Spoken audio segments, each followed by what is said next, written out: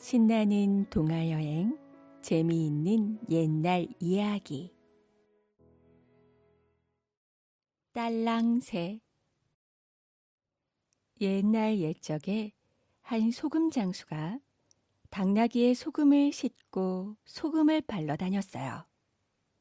한참을 가다가 산속에서 그만 날이 저물었습니다. 잘 곳을 찾다 보니 마침 저 멀리서 불빛이 반짝반짝거렸죠. 옳지, 저기로 가면 되겠구나. 가보니 조그만 초가집이 하나 있었습니다.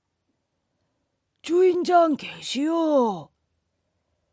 문 밖에서 외치니 머리가 허연 영감이 나왔어요. 지나가는 소금 장수인데 하룻밤만 묵어 갑시다. 사람하고 당나귀로군. 어서 들어오시오. 그렇게 해서 소금 장수는 영감을 따라 안으로 들어갔어요. 그런데 이 영감이 아무래도 수상한 거예요. 입을 벌리면 입속이 뻘겋고, 말을 하면 천둥이 치는 것 같고, 웃으면 눈초리가 쑥 올라가는 거였죠. 가만히 보니 바짓부리로 얼룩덜룩한 꼬리가 삐죽이 나와 있었습니다. 아이고, 내가 호랑이 굴에 들어왔구나. 소금 장수는 겁이 잔뜩 났지만 시치미를 뚝 떼고 당나귀를 말뚝에 메었어요. 그리고 당나귀 목에 걸린 방울을 떼어서 품 안에 넣고 방 안으로 들어갔죠. 그 바람에 자꾸 딸랑딸랑 소리가 났습니다. 호랑이가 그 소리에 놀라서 물었어요. 아니, 그 딸랑딸랑하는 건 뭐요? 소금 장수는 좋은 꾀가 떠올랐어요. 옳았구나 하고 얼른 둘러댔죠. 이놈은 딸랑새라고 하는 새인데 호랑이 꼬리를 먹고 살지요. 호랑이가 나를 잡아먹으려고 하면 이놈이 나와서 꼬리를 잘라먹는다오. 그 말을 듣고 호랑이는 그만 겁을 잔뜩 집어먹었습니다. 아이고, 자칫하다간 오늘 밤에 딸랑새한테 꼬리가 잘리게 생겼구나. 그래서 소금 장수에게 단단히 일렀죠.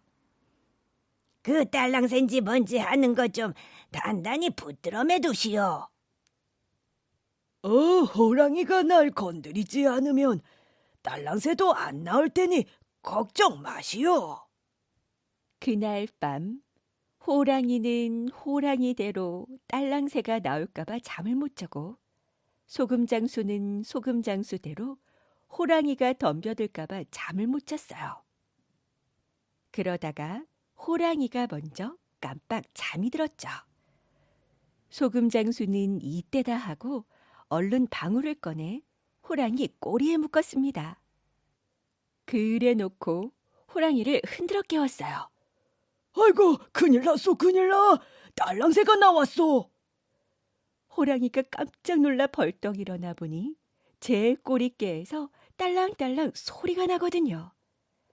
으그, 딸랑새가 내 꼬리를 잘라먹으려고 하는구나. 호랑이는 그만 기겁을 하고 걸음아 날 살려라 하고 도망가기 시작했어요. 그런데 아무리 달려도 이놈의 딸랑새가 떨어질 줄 몰랐습니다. 꼬리를 뻗치고 모두 거리로 달려도 딸랑딸랑, 엉덩이를 비뚝배뚝 흔들어가며 달려도 딸랑딸랑, 달리면 달릴수록 더 요란하게 소리가 났어요. 에이그, 참 끈질긴 놈이로군. 더 빨리 달려야지. 밤새도록 달리다 보니 어느덧 새벽녘이었습니다. 호랑이가 가시덤불을 지나는데 방울이 거기에 걸려 툭 떨어지고 말았어요. 그러자 더 이상 딸랑딸랑 소리가 나지 않았습니다. 에휴, 이제 살았구나. 녹초가 된 호랑이는 그만 길바닥에 축 늘어져 누웠어요. 그때 마침 토끼 한 마리가 지나다가 그 꼴을 보았죠. 호랑이 아저씨, 왜 그러고 있어요? 말도 마라. 달랑새란 놈이 나한테 착 달라붙어서 내 꼬리를 잘라 먹으려고 하는 통에 밤새 도망 다니느라 이 꼴이 됐지. 그 말을 듣고 토끼가 깔깔 웃었습니다. 세상에 꼬리 잘라먹는 딸랑새가 어디 있다고 그래요? 이놈아, 그럼 내가 거짓말이라도 한단 말이냐? 거짓말이 아니면 어디 한번 가봐요. 에이, 아서라, 나는 안 간다. 그렇게 무서우면 우리들이 꼬리를 붙들어 매고 가봐요. 에? 그럼 그럴까? 그렇게 해서 호랑이와 토끼는 둘이 서로 꼬리를 꽉 붙잡아 매고 다시 뒤쪽으로 돌아갔어요. 한참을 가다 막 가시덤불을 지나니 방울이 발길에 차여 또 딸랑딸랑 소리가 나기 시작했죠. 헤이, 딸랑새로군. 호랑이가 그만 기겁을 해서 마구 내빼기 시작했습니다. 그 바람에 토끼도 덩달아 호랑이 꼬리에 달랑달랑 매달려 갔어요. 호랑이는 앞만 보고 내빼고 토끼는 꼬리가 묶여 거꾸로 매달려 갔죠. 아이고, 나 죽네. 호랑이 아저씨 좀 천천히 가요. 하지만 호랑이는 들은 채 만 채 정신없이 내달을 뿐이었습니다. 정신없이 달리다 호랑이가 나무 등거를 훌쩍 뛰어넘었어요. 바로 그때 토끼 몸통이 거기에 탁 걸리고 말았죠. 그 바람에 토끼 꼬리가 그만 툭 끊어져 버렸습니다. 내 꼬리. 그렇게 해서 토끼 꼬리는 짤막해지고 말았어요. 내가 뭐라고 그랬느냐? 어휴, 기어이 딸랑새한테 꼬리가 잘렸구나. 호랑이는 자기도 딸랑새한테 꼬리가 잘릴까봐 무서워서 멀리 도망가 버렸답니다. 말썽꾸러기 만보기. 옛날 어느 마을에 가난한 농사꾼이 살았습니다. 이 농사꾼에게는 만복이라는 아들이 있었어요. 그런데 아버지는 부지런한데 이 아들은 소문난 게으름뱅이였죠. 어느 날 농사꾼은 늦잠을 자는 아들을 깨웠어요. 만보가 어서 일어나거라. 해가 벌써 머리 꼭대기까지 왔다. 오늘은 저 건너 배추밭을 가는 날이다. 어서 서둘러야지. 하지만 게으름뱅이 아들 녀석은 입을 오리처럼 쑥 내밀고는 툴툴거렸습니다. 아버지, 저 일하기 싫어요. 건너마을 금동이는 글만 읽던데 왜 저는 땡볕에서 일만 하고 저도 이제 글 공부나 할래요. 얘기 녀석아, 네 녀석이 공부는 무슨 공부? 괜한 핑계 대지 말고 어서 가자. 농사꾼은 아들의 귀를 잡아 끌었습니다. 아파요, 아파. 마치 팔려가는 송아지처럼 아버지한테 끌려 나온 만보기는 밭두렁에 주저앉아 딴전만 피웠어요. 심심해. 심심한데 호루라기나 만들어 볼까? 만보기는 버들가지를 꺾어 호두라기를 만들어서는 삘릴리 피리를 불기 시작했죠. 저기 점례가 있네. 놀려줘야지. 만보기는 논두렁에서 친구들과 냉이를 캐고 있는 점례에게 살금살금 다가갔어요. 그러고는 냅다 새총을 쏘았죠. 만복이 너 가만히 안 둘 거야? 놀란 점례가 울상이 되었습니다. 다른 아이들도 새총을 맞을까봐 발을 동동 굴렀어요. 만보기가 나무 뒤에 숨어 있었거든요. 만보가 장난 그만하고 쟁기질 좀 하렴. 일하기 싫은데. 만보기는 군뱅이처럼 느릿느릿 밭으로 갔어요. 그런데 한눈을 팔면서 대충대충 쟁기질을 하니 밭고랑이 이리 삐뚤 저리 삐뚤 난리가 아니었죠. 아이고, 이 녀석아. 눈 감고 가라도 이거보다 낫겠다. 이게. 아버지는 아들의 머리를 콕 치어박았습니다. 다음 날도 만복이는 아버지를 졸라댔어요. 아버지, 저도 그냥 글 공부할래요. 일하기 싫단 말이에요. 이거야 원. 시끄러워서 살 수가 있나? 그렇게도 글 공부가 소원이냐? 좋다. 오늘부터 방에서 글을 읽어라. 하지만 옷차림을 단정히 하고 하루 종일 글만 읽어야지 딴 점 피우면 안 된다. 신난다. 나도 궁덩이처럼 농사일을 안 해도 된다니. 만복이는 신이 나서 방바닥이 꺼지도록 팔짝팔짝 뛰었어요. 그리고 책상에 턱 앉아서 글 공부를 시작했죠. 물론 아버지가 일러준 대로 통버선을 신고 머리에는 갓을 썼습니다. 그런 다음 목소리를 가다듬고 글을 읽었어요. 하늘천 따지. 처음에는 힘든 농사일 대신 글 공부만 하는 게 너무 좋아서 신바람이 났는데 한참을 그러고 있으려니 슬슬 몸이 근질거리기 시작했습니다. 아이고 말이야. 머리도 아프고. 꼭 끼는 통버선 때문에 발은 욱신욱신 아팠고 갓 때문에 머리는 어질어질했어요. 꿇어앉은 다리도 점점 저려왔죠. 게다가 글을 읽는 게 지겨워서 자꾸 하품만 나왔습니다. 공부도 쉬운 일이 아니네. 그래도 내 앞곁에서 일하는 것보다는 100배 낫지. 만복이는 몸이 저리고 비틀려도 꾹 참고 글 공부를 했어요. 하지만 지겨워서 더 이상 견딜 수가 없었습니다. 안 되겠다. 나 죽겠다. 만복이는 책상을 밀치고 다리를 쭉 뻗었어요.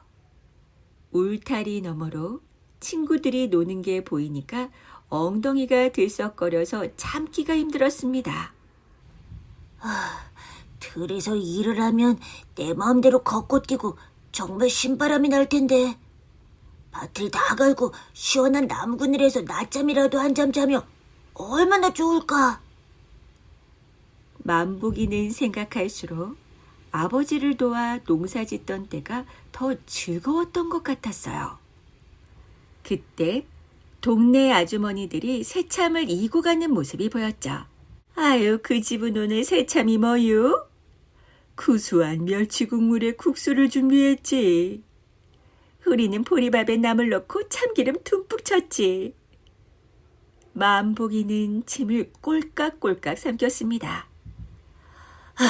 그래, 난 글 공부보다 농사 짓는 게 더 좋아. 만복이는 통버선이고 가시고 다 벗어 던지고는 방문을 박차고 나와버렸어요. 이제야 살 것 같다. 만복이는 까불까불대며 들판으로 달려갔죠. 향긋한 꽃냄새. 코를 벌름벌름 거리며 풀냄새, 흙냄새를 잔뜩 들이마셨다가 후 하고 내뱉었어요. 이제 살 것 같다. 아버지! 아니, 이놈아. 어디서 호랑이라도 나타났냐? 글 공부하다 말고 왜 이렇게 뛰쳐나온 게야? 공중공중 뛰어오는 만복이를 보고 아버지가 깜짝 놀라 물었어요. 아버지, 다시는 글 공부한다는 소리 안 할 테니까 들에서 일 좀 하게 해주세요. 네? 에이, 안 된다. 농사일이 실증 나면 또 글 공부한다고 조를 텐데. 아예 간두거라. 아버지는 고개를 절레절레 흔들었어요. 아버지, 다시는 게으름 피우지 않을게요. 정말 열심히 일할게요. 네? 만복이는 이제 글 공부하라는 소리가 호랑이보다도 더 무서웠어요. 그래서 아버지가 다시 글 공부를 하라고 할까봐 겁나서 냉큼 쟁기질을 시작했습니다. 이랴. 물론 그 뒤로는 게으름 부리지 않고 부지런히 농사일을 했죠. 그 후 어쩌다가 소가 말을 안 들으면 만복이는 이렇게 말했어요. 이놈의 소야, 너도 통버선 신고 가끈 조이고 방에 틀어박혀 글 공부나 할래? 말 안 들으면 너도 그렇게 될 줄 알아? 이렇게 탕탕 으름장을 놓았답니다. 방아 찍는 호랑이. 옛날 옛적 어느 깊은 산골에 조그만 오막살이 초가집이 있었어요. 이 집에는 어머니, 아버지, 아들, 딸 이렇게 4식구가 살고 있었습니다. 하루는 어머니 아버지가 제너머 잔칫집에 가느라고 오누이만 남아서 집을 보게 됐어요. 산에서 호랑이가 내려올지도 모르니 문을 꼭 잠가놓고 있거라. 어머니는 아이들한테 신신당부를 했어요. 올 때 떡이야 고기야 많이 얻어올 테니 이 감자나 구워 먹고 있어라. 아버지는 감자를 한 소쿠리 내주고 갔습니다. 오누이는 문을 꼭 잠가놓고 감자를 구워 먹으면서 재미있게 놀았어요. 그때 산속에서 사나운 호랑이 한 마리가 어슬렁어슬렁 내려왔죠. 뭐 잡아먹을 것이 없나? 여기저기 살피면서 내려오는데 조그만 오막살이 초가집에서 구수한 냄새가 술술 풍겨나왔죠. 문틈으로 슬쩍 들여다보니 오누이가 화롯불에 감자를 구워 먹고 있는 거예요. 올까니 저 아이들도 잡아먹고 감자도 빼앗아 먹어야겠다. 호랑이는 당장 방 안으로 들어가려고 앞발로 문살을 득득 긁었어요.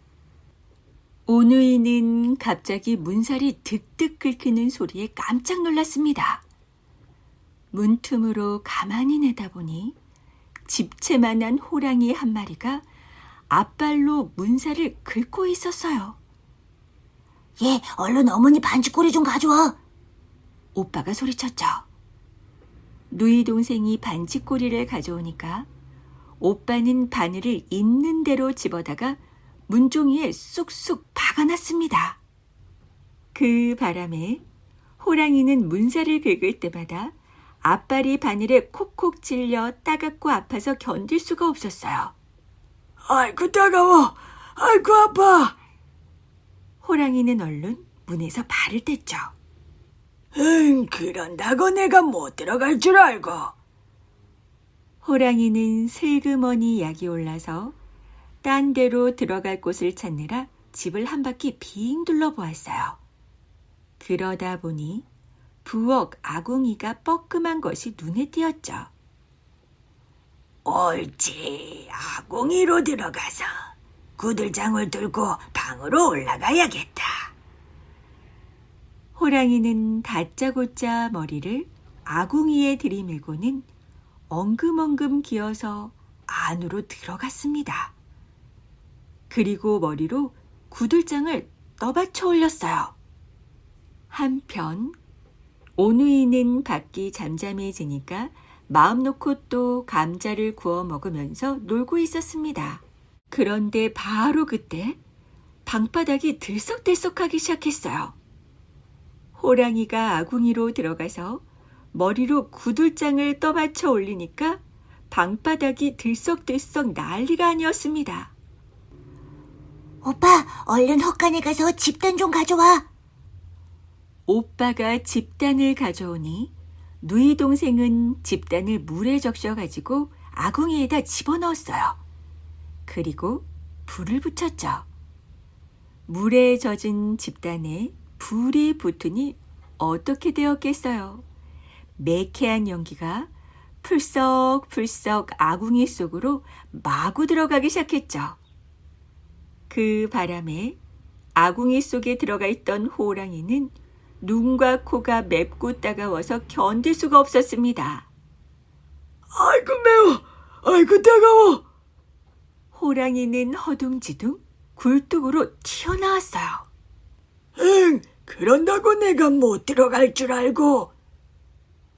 호랑이는 약이 더 올라서 딴 데로 들어갈 곳을 찾느라 또 집을 한 바퀴 빙 돌았습니다. 이번에는 아무리 둘러봐도 들어갈 만한 데가 없었어요. 그런데 위를 딱 쳐다보니 볏짚 이형을 얹어 놓은 지붕이 보였죠. 그래, 저 지붕에 올라가서 이형을 뚫고 방으로 내려가야겠다.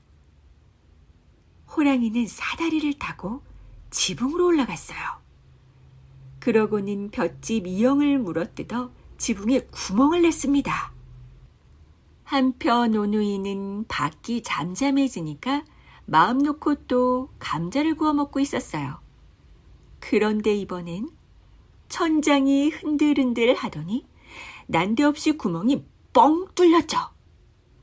오누이가 깜짝 놀라 위를 쳐다보니 호랑이가 얼굴을 들이밀고 뻐끔히 내려다보고 있는 거예요. 큰일 났다. 호랑이는 오누이가 감자를 구워 먹는 걸 보고 입맛을 쩍쩍 다셨습니다. 이제 슬슬 내려가서 저 맛있는 걸 먹어볼까? 호랑이는 방으로 내려가려고 슬금슬금 뒷다리부터 구멍에 집어넣었어요. 그러고는 뒷발을 방바닥에 막 디디려고 했죠. 그런데 뜨거워. 호랑이는 깜짝 놀라 얼른 발을 들어 올렸습니다. 오누이가 화로에 구운 감자를 호랑이 발밑에 갖다 놨던 거예요. 뜨거운 감자를 디뎠으니 놀랄밖에요. 조금 있다가 호랑이는 또 슬금슬금 뒷발을 밑으로 내려뜨렸어요. 그런데 발이 또 뜨거운 감자에 턱 닿았죠. 아이고 뜨거워라. 호랑이는 깜짝 놀라 발을 또 쑥 들어 올렸어요. 그렇게 호랑이는 계속해서 뒷발을 내렸다가 뜨거워서 쑥 들어 올리기를 반복했죠. 오누이가 가만히 보니 호랑이 뒷발이 내려오다 올라가고 다시 내려오다가 올라가고 그 꼴이 마치 방아를 찢는 것 같았습니다. 재미있다. 호랑이가 뒷발로 방아를 찍네. 마침 집에는 찢다가만 좁쌀이 단말이나 있었어요. 오빠, 우리 저 호랑이 방아에다 좁쌀을 찧어보자. 오누이는 좁쌀을 가져다가 화롯불에 뜨겁게 달구어서 호랑이 발밑에 갖다 놨죠. 호랑이는 그것도 모르고 뒷발을 내리다가 뜨거우니까 들어올리고 뜨거우니까 들어올리고 이렇게 자꾸 방아를 찧었습니다. 그렇게 해서 하루 종일 찧은 좁쌀이 단말이나 되었어요. 저녁이 되어서 어머니 아버지가 돌아와 보니 커다란 호랑이 한 마리가 지붕 위에 축 늘어져 있었습니다. 하루 온종일 방아를 찢느라고 기운이 다 빠졌던 거죠. 얘들아, 이 많은 좁쌀을 어떻게 다 찧었냐? 저기 저 호랑이 방아로 찧었어요. 호랑이도 잡고 방아도 찢고 그 뒤로도 오누이는 어머니 아버지와 함께 오래오래 잘 살았습니다. 노인을 버리는 지게. 아주 옛날 마음씨 나쁜 농부가 살았습니다. 이 농부에겐 나이가 많은 아버지가 있었어요. 염라대왕은 무얼 하느라고 저렇게 나이 많은 사람을 안 데려갈까? 농부는 늘 아버지가 불만이었습니다. 누가 아니래요? 농부의 아내도 맞장구를 쳤죠. 그런 어느 날 농부의 아버지가 병이 들어 자리에 누웠습니다. 이거 참 갈수록 태산이군. 이젠 밥까지 떠먹여야 하니. 정말 귀찮게 됐어요. 농부 부부는 병들어 누운 아버지를 전보다 더 구박했습니다. 바쁜 농산일을 핑계 삼아 노인을 굶기기도 서슴지 않았죠. 얘야, 아직 점심을 안 먹니? 어느 날 노인은 배고픔을 참다 못해 할 수 없이 며느리에게 물었어요. 조금만 참으세요. 곧 저녁 진지를 지어드릴 테니까요. 쌀 바가지를 들고 우물가로 가며 며느리는 눈을 흘겼습니다. 바쁜 농사철에 한 끼 정도는 걸을 수도 있는 거지 뭐. 한 끼 굶는다고 죽기라도 한담. 그 말을 듣고 노인은 한숨을 내쉬며 혼잣말을 했습니다. 늙은이는 배도 안 고픈 줄 아는군. 하루는 부엌에서 맛있는 냄새가 풍겨왔습니다. 맛있는 냄새가 나는구나. 누구 생일이냐? 노인이 반가워 문을 열고 내다보았어요. 냄새는 잘 맡으시는군. 며느리는 일부러 노인이 들으라는 듯이 크게 말했습니다. 노인은 며느리가 퉁명스럽게 말하자 벌컥 화를 냈어요. 늙으면 코도 막고 살아야 하냐? 아이고, 기도 밝으시네. 제발 가만히 좀 계세요. 우리끼리 먹지는 않을 테니까요. 며느리는 부엌 문을 쾅 닫아버렸습니다. 할아버지는 귀여운 손자 꺽쇠가 없었다면 그 구박을 견디지 못했을 거예요. 얼마 뒤 며느리는 떡을 조그만 쟁반에 담아 시아버지의 방문 앞에 갖다 놓았습니다. 여기 떡 갖다 놨으니까 잡숫든지 말든지 마음대로 하세요. 할아버지는 방에서 며느리의 말을 들었으나 몹시 속이 상해 있었기 때문에 아무 대답도 하지 않았습니다. 보나마나 마지못해 두어 개 갖다 놓았겠지. 차라리 안 먹고 말지. 그런 생각을 하고 자리에 누운 노인은 깜빡 잠이 들고 말았습니다. 밤이 되자 도둑 고양이가 나타나 그 떡을 모조리 먹어치워버렸어요. 다음 날 아침 며느리가 빈 쟁반을 가지고 가며 중얼거렸습니다. 한 조각도 안 남기고 다 잡수셨네. 먹성 하나는 좋으시다니까. 그러자 방문이 열리며 노인이 고개를 내밀고 말했습니다. 나는 떡 먹은 일 없다. 아니 그럼 어제 저녁에 이 쟁반에 수북이 담아둔 떡은 어디 갔단 말이에요? 며느리는 빈 쟁반을 들고 어리둥절해서 노인에게 물었어요. 나는 모르는 일이다. 어이구 이제 노망까지. 며느리는 기가 막히다는 표정을 지었죠. 마침 그때 옆집에 사는 개똥이 어머니가 놀러 왔습니다. 개똥이 엄마, 글쎄 내 말 좀 들어봐요. 꺽쇠 엄마 왜 그러세요? 어제 저녁 이 쟁반에 떡을 담아 아버님께 드렸거든요. 오늘 아침에 보니 이렇게 비어 있었어요. 그런데 아버님은 떡에 손도 안 댔다고 딱 잡아떼시는 거예요. 나는 분명히 갖다 드렸는데 말이에요. 아이고, 꺽쇠 할아버지가 이제 노망이 되신 모양이에요. 정말 그런 것 같아요. 어쩌면 좋죠? 노인은 어이가 없어서 듣고만 있었습니다. 며느리는 시아버지가 노망이 들었다고 온 마을에 소문을 퍼뜨렸어요. 그 시절에는 부모가 나이가 많아서 노망이 들면 산속에다 버리는 나쁜 풍습이 있었습니다. 이것을 고려장이라고 했죠. 며느리는 농부에게 말했어요. 아버님이 노망이 드신 것 같아요. 고려장을 지내야겠어요. 이 말을 듣고 있던 농부는 잠시 망설이더니 곧 찬성을 했습니다. 마을 사람들도 아버님이 노망 드신 줄 알고 있으니 우리를 욕하지는 않을 거요. 우리를 욕하다니요. 농부는 아내와 짜고 늙은 아버지를 내다버리기로 했어요.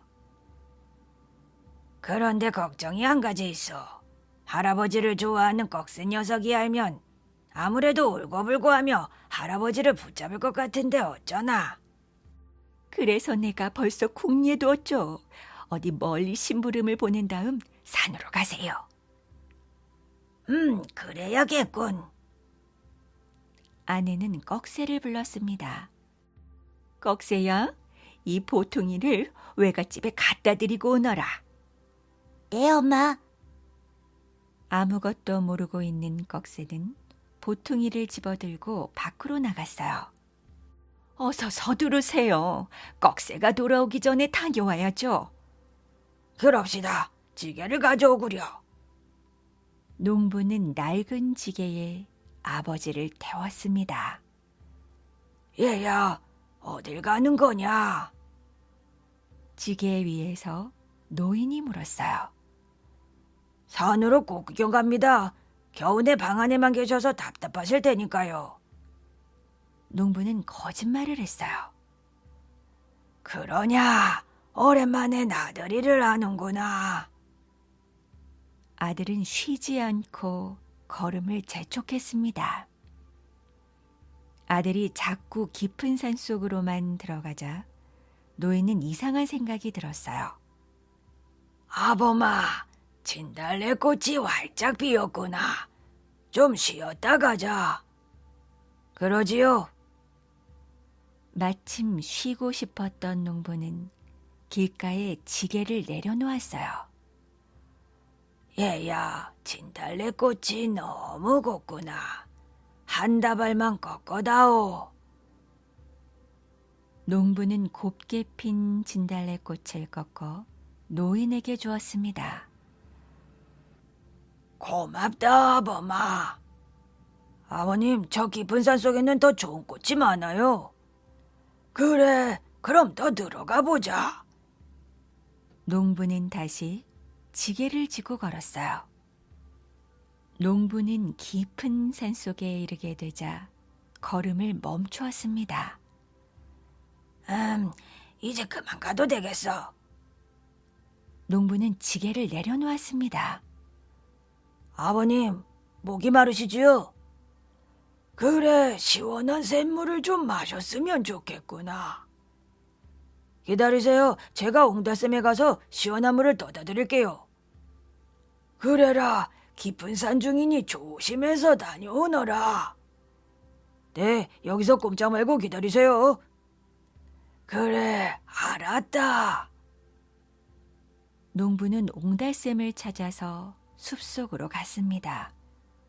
그리고 그대로 집으로 돌아와 버렸죠.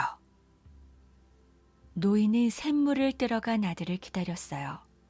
하지만 아무리 기다려도 아들은 돌아오지 않았습니다. 그렇구나. 내가 늙고 병들어서 아무 일도 못하니까 나를 버린 거였어. 노인은 그제야 아들이 자기를 산속에 버렸다고 생각했어요. 그렇지만 나는 죽기 전에 꺽쇠를 꼭 한번 보아야겠어. 노인은 손자 생각을 하며 풀뿌리를 잡고 겨우 일어섰습니다. 이거 원 다리가 떨려서 걸을 수가 있어야지. 노인은 천천히 산길을 내려오기 시작했습니다. 노인은 점점 힘이 빠졌어요. 너는 걸을 수가 없겠어. 그때 나뭇가지 위에서 산새가 지저귀었습니다. 할아버지에게 힘내라고 지저귀는 소리 같았어요. 할아버지는 조심조심 진달래꽃이 핀 산길을 내려갔습니다. 그래, 힘을 내야지. 귀여운 꺽쇠를 보려면. 할아버지는 다리에 힘을 주었어요. 그때 꺽쇠의 목소리가 들려왔습니다. 할아버지, 아니, 꺽쇠야, 이 산중에 네가 웬일이냐? 노인은 반가워서 소리쳤습니다. 꺽쇠는 놀라서 얼른 뛰어가 할아버지를 부축했어요. 어디 갔다 오는 거냐? 엄마 심부름으로 외가댁에 갔다 오는 길이에요. 할아버지야말로 이 깊은 산 속에 혼자서 웬일이세요? 네 아범이랑 꽃구경을 왔다가 그만 길을 잃어버렸단다. 할아버지는 차마 귀여운 손자에게 사실대로 말할 수가 없었어요. 그럼 아버지는요? 아침나절에 헤어져서 지금까지 못 만났어. 그럼 아침부터 저녁까지 하루 종일 산속을 헤매셨네요. 이렇게 말한 꺽쇠는 마음속으로 모든 것을 짐작할 수 있었습니다. 할아버지, 이젠 아무 걱정 마세요. 자, 제 등에 업히세요. 오냐 그래. 할아버지는 꺽쇠에게 업혀 산길을 내려왔습니다. 꺽쇠야, 네 뺨이 진달래 꽃빛 같구나. 저녁 햇살을 받은 꺽쇠의 뒷밤이 밝게 빛났어요. 꺽쇠가 할아버지를 업고 집에 돌아오자 농부와 그의 아내는 깜짝 놀랐습니다. 꺽쇠야, 이게 어떻게 된 일이냐? 농부가 물었죠. 그렇잖아도 지금 할아버지를 찾으러 가려고 했었는데. 농부의 아내가 얼른 둘러댔습니다. 외갓집에서 돌아오는 길에 산길에서 할아버지를 만났어요. 어머니께서 오늘 저에게 심부름을 참 잘 시키셨어요. 꺽쇠의 말에 농부와 그의 아내는 가슴이 뜨끔했습니다. 농부는 꺽쇠를 힐끗 쳐다보고는 노인을 향해 말했습니다. 아버님도 참, 제가 물 떠오는 사이를 못 참고 다른 곳으로 가버리시니 이런 일이 생기지요. 저도 아버님을 찾으려고 온종일 산속을 헤매다가 조금 전에 돌아왔어요. 농부는 이렇게 둘러댔습니다. 미안하구나. 앞으로는 조심하마. 그래도 아범 덕분에 꽃구경 한번 잘했다.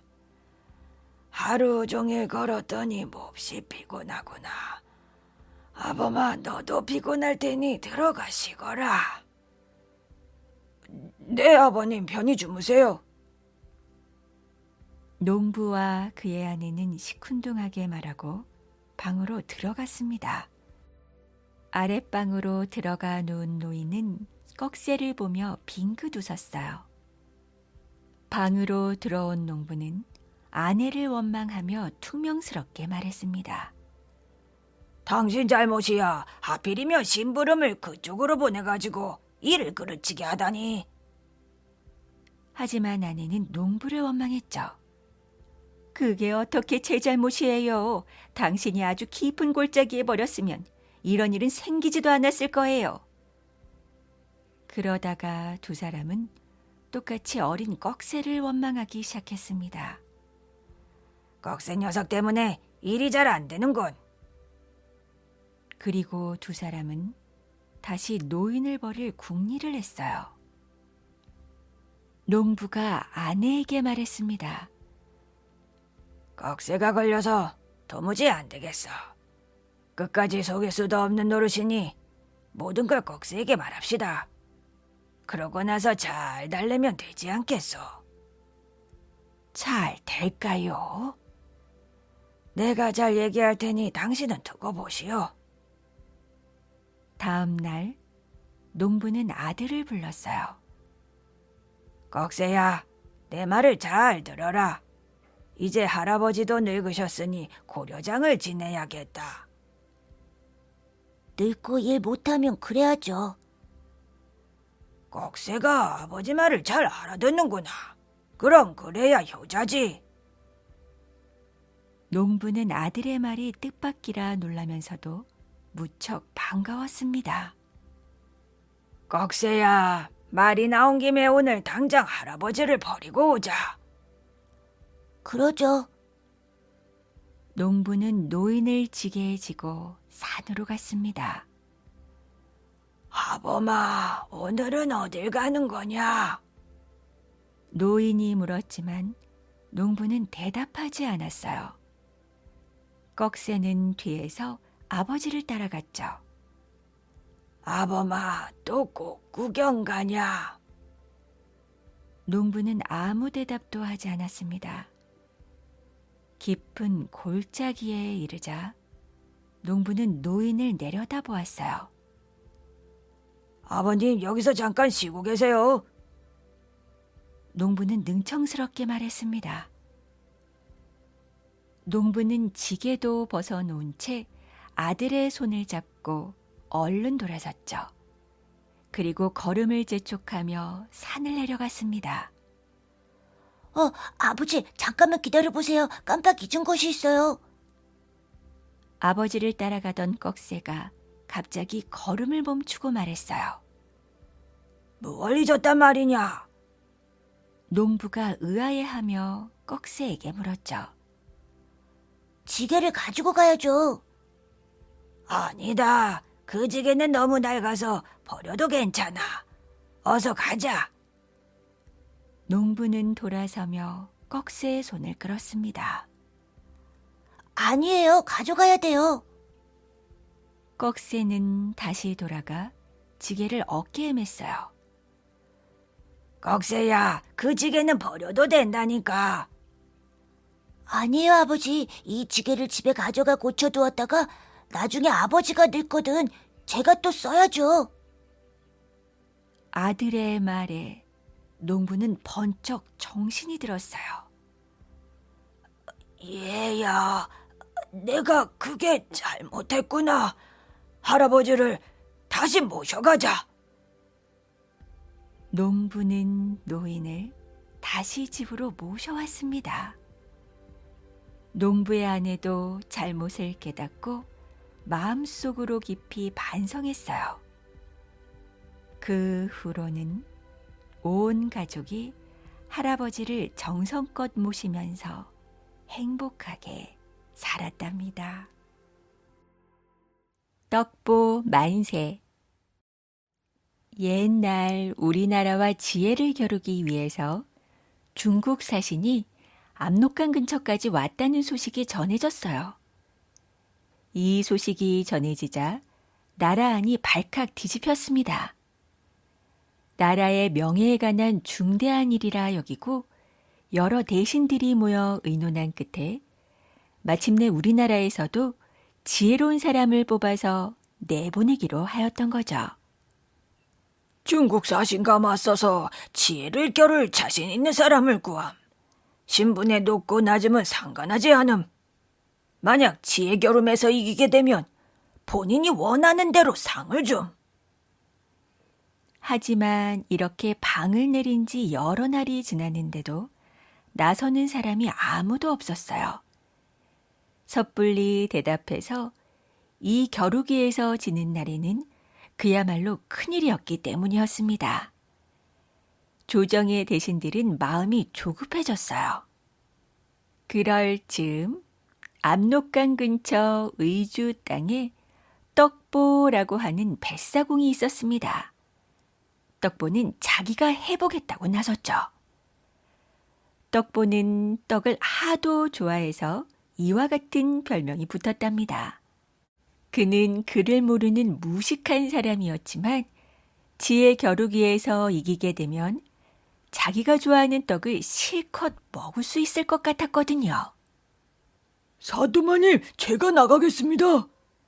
아니, 네가 우리나라의 대표로 나가겠다고? 이기고 돌아오면 상으로 떡이나 많이 주십시오. 사또는 떡보의 얼굴을 바라보았어요. 떡보는 못생긴 데다 눈도 애꾸눈이었죠. 에이, 아니들 말이야. 너같이 무식하고 못생긴 놈이 큰 나라의 사신과 지혜를 겨루다니. 하지만 떡보는 고집이 여간이 아니었습니다. 얼굴이 잘생겼다고 지혜가 마늘한 법이 있나요? 항우라는 장수도 말에서 떨어진 일이 있지 않습니까요? 오히려 소인 같은 사람이 성공하는 수가 많으니 보내만 주십시오. 꼭 이기고 돌아오겠습니다. 떡보의 자신만만한 말을 들은 사또는 떡보에게 단단히 다짐을 받았어요. 듣거라. 이번 일은 나라의 위신에 관계되는 중대한 일이다. 만일 네가 실수해서 지는 날에는 살아남지 못하리라. 알겠느냐? 예, 알겠습니다. 하지만 이기고 돌아오면 약속대로 떡이나 많이 주십시오. 그렇게 해서 마침내 떡보는 중국 사신과 지혜를 겨룰 날이 됐어요. 떡보는 배가 고프면 묻는 말에 대답하기 어려울 거라 생각하고 우선 떡집에 가서 외상으로 큰 인절미 5개를 사 먹었습니다. 떡보가 배를 저어 강 한가운데로 나가자 사신도 배를 저어 이쪽으로 왔죠. 중국 사신이 먼저 떡보의 애꾸눈을 보고 비웃었어요. 새가 사공의 눈을 쪼았구려. 점잖은 사람이 남의 외모나 보고 흉을 보다니. 괘씸하다고 생각한 떡보는 사신의 얼굴을 똑바로 쳐다보았습니다. 그런데 이게 웬일일까요? 분명 중국 사신의 입이 조금 비뚤어져 있지 않겠어요? 옳지 됐다 하고 떡보는 그것을 비웃었습니다. 바람이 사신의 입을 스쳤구려. 이 말을 들은 중국 사신은 깜짝 놀랐어요. 보잘것없는 뱃사공에게 망신을 당했다고 생각했죠. 중국 사신은 다음 문제를 물었습니다. 말은 하지 않고 엄지와 검지손가락을 붙여서 동그라미를 만들어 보였어요. 하늘은 둥글다는 뜻이었습니다. 하지만 무식한 떡보는 그것을 다르게 해석했어요. 이 사람 좀 봐라. 어느 사이에 내가 떡 싸먹는 걸 본 모양이로구먼. 떡이 둥글더냐고 묻는 것을 보니. 그래서 떡보는 떡이 둥글지 않다는 뜻으로 손가락으로 네모를 만들어 보였습니다. 인절미 떡이 네모졌거든요. 그런데 이를 본 중국 사신은 깜짝 놀랐어요. 이럴 수가. 하늘은 둥글다는 내 손 모양을 보고 땅은 네모지다라는 신용을 하다니. 보통 내기가 아닌 것은 분명해. 자기가 낸 문제 하늘에 대해서 땅을 들고 와 설명하는 떡보의 지혜에 탐복하지 않을 수 없었습니다. 중국 사신은 당황하여 이번에는 좀 더 어려운 문제를 내어보리라고 생각했어요. 그래서 손가락 3개를 내밀었습니다. 그것은 사람이 사는데 필요한 3가지 도리, 즉 삼강을 아느냐는 물음이었어요. 내가 먹은 떡이 3개냐고? 떡보는 이것을 네가 먹은 떡이 3개냐고 묻는 것이라 생각하고 아니요, 5개요 라는 뜻으로 손가락 5개를 펴보였습니다. 그러자 사신은 아까보다 더더욱 크게 놀랐어요. 자기가 삼강을 물었는데 떡보가 삼강뿐만 아니라 오룡까지도 안다고 대답했기 때문이었습니다. 물론 이것도 떡보의 무식한 대답을 중국 사신이 유식하게 해석했던 거예요. 오륜도 삼강과 더불어 사람이 살아가며 지켜야 할 5가지 도덕이었거든요. 이러다간 오히려 망신만 당하겠다고 생각한 중국 사신은 이번에는 좀 더 어려운 내용을 묻기로 하였습니다. 그리고 자기의 수염을 쓰다듬어 보였죠. 즉 수염에서 염자가 든 중국의 옛 임금 염제 신농 씨를 아느냐는 뜻으로 자기의 수염을 쓰다듬어 보였던 것이에요. 이번에는 떡이 맛있었냐고 묻는 거잖아. 떡 보는 사신이 수염을 쓰다듬는 걸 보고 떡이 맛이 있더냐고 묻는 것으로 오해해서 배를 쏙 내밀고 손으로 문질러 보였어요. 맛이 좋아 많이 먹었더니 배가 부르더라는 뜻이었죠. 이를 본 중국 사신은 자리에서 벌떡 일어서더니 어쩔 줄을 몰랐습니다. 이 나라에는 재주 있는 사람이 많구나. 저런 뱃사공까지 이렇게 유식한 것을 보니 더 이상 지혜를 겨루다가는 망신을 당하겠다. 중국 사신은 무식한 떡보가 배를 문지르는 것을 보고 태호 복희 씨까지 안다고 대답했다고 생각한 거예요. 태호 복희 씨도 중국의 옛 임금의 이름인데 복희 씨의 복자는 곧 한자의 배복자와 음이 같답니다. 그렇게 해서 더 이상 못 당하겠다고 생각한 사신은 뱃머리를 돌려 횡하니 자기 나라로 가버리고 말았어요. 한편 떡보를 대표로 내보낸 뒤 우리나라의 조정에서는 많은 걱정을 하고 있었어요. 그런데 뜻밖에도 떡보가 중국 사신과의 지혜 겨루기에서 이겼다는 소식이 전해졌죠. 모두들 일제히 떡보 만세를 외쳤습니다. 그리고 이 소문은 금방 온 나라에 퍼졌고 높은 벼슬과 떡이 상으로 내려졌어요. 떡보 정말 수고가 많았네. 수고라뇨. 중국 사신이 소인의 애꾸눈을 비웃기에 소인도 중국 사신의 비뚤어진 입을 비웃어 주었지요. 그리고 둥근 떡을 먹었느냐고 묻기에 네모진 떡을 먹었다고 대답했습니다. 3개를 먹었냐고 묻기에 5개를 먹었노라고 대답했죠. 또 맛이 있더냐고 묻기에 배가 부르다고 대답했습니다.